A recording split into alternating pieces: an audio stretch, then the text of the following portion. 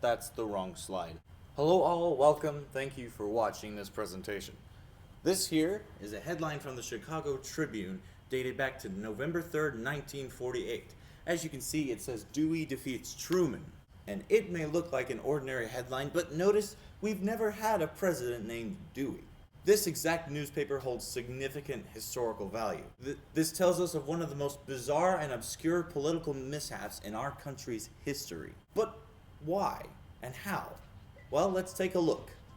Now, to get the proper context for this, we're going to go back to the year of 1948, the year of the WHO, a new home for the Jews and for capitalism in the Middle East, and, oh yeah, a presidential campaign. Behind me now are our two main candidates. We have Harry Truman on the left and Thomas E. Dewey on the right, both literally on the photo and correctly aligning with our modern political terms.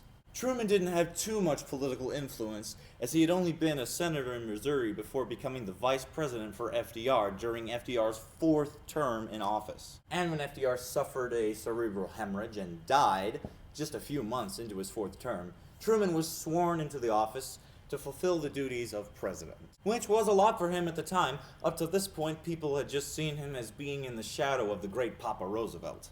Dewey, on the other hand, had a long, good career of being a lawyer, which had earned him 3 terms as the governor of New York, leaving a noticeable difference of background between him and Truman. Their two campaigns couldn't have been any different from each other.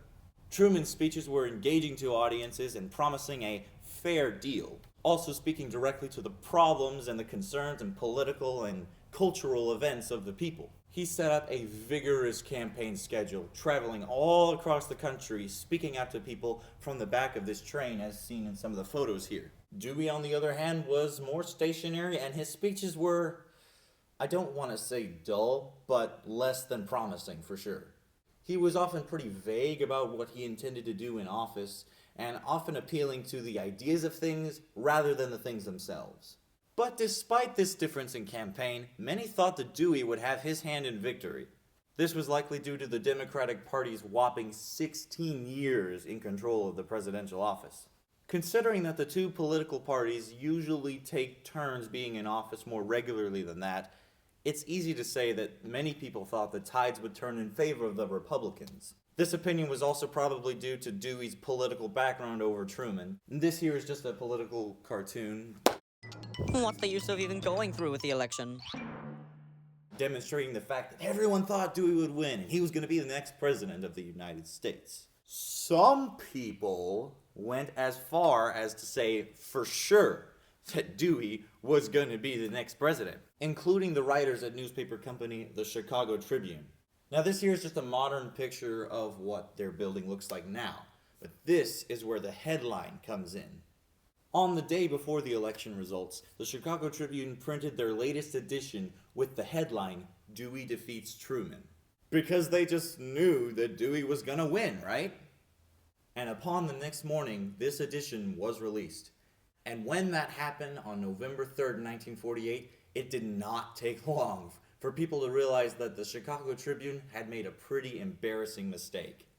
As it turned out, Truman had basically got a bunch of electoral votes in the last minute of the election. And while Dewey and Truman both did good in the popular vote, it was Truman that clearly came out on top with the Electoral College. Now, this is not an uncommon occurrence. We've seen this stunt pulled other times as well. I'm sure we all remember 9 years ago when Donald Trump went up against Hillary Clinton. That's what happened here as well. Trump had lost the popular vote, but succeeded in winning the electoral votes and won the election that way. Anyway, getting back to this.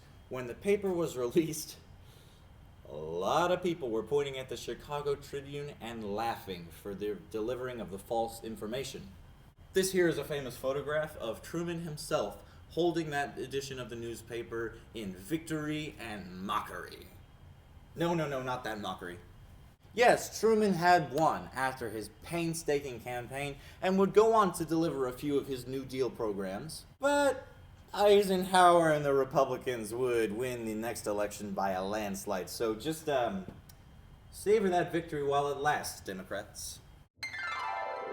This headline of the newspaper, what seems to be just a silly mistake, holds a valuable truth: the unreliability of the media. one should never take it word for word as accurate, because people get things wrong, even news reporters. And sometimes things are intently changed to try and present something that's not really there. Of course, with the internet now, there's backlash to it, and there can be backlash to the backlash, and then the backlash to that. And eventually it can become just one big giant argument over something not worth arguing about. And the truth can become buried with a small voice in the midst of all the noise going on. This artifact shows us that even before these new changes in technologies like the internet, the media was always to be taken with a grain of salt.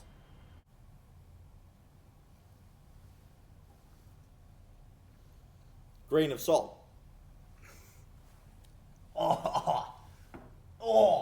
Yeah, alright. That's why I picked this artifact, because I am an advocate for the truth. Well, these are my sources here. Thank you guys for watching. I enjoyed making this and doing the research, and I hope I get a good grade for it. See y'all later. And the 6 o'clock news.